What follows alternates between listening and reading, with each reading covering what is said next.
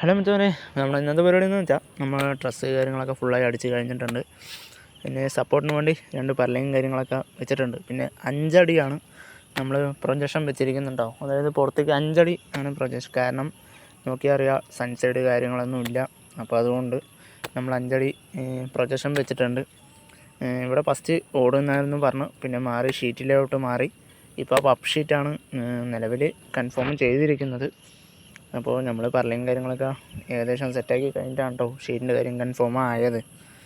അപ്പോൾ ഇനിയിപ്പോൾ നമുക്ക് ബാക്കി പർലയും കാര്യങ്ങളൊക്കെ അടിക്കണം. അതായത് നമ്മൾ 13 ഡ്രസ്സ് കാര്യങ്ങളെല്ലാം അടിച്ച് വെച്ചിട്ടുണ്ട്.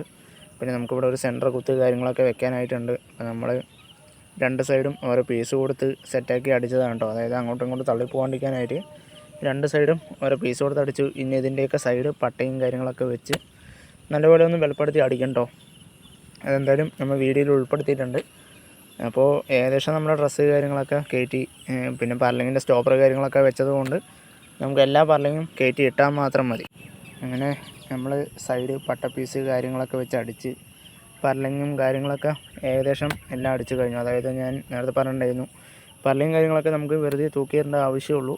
ജസ്റ്റ് നോക്കുക, അടിക്കുക, അത്രയേ ഉള്ളൂ.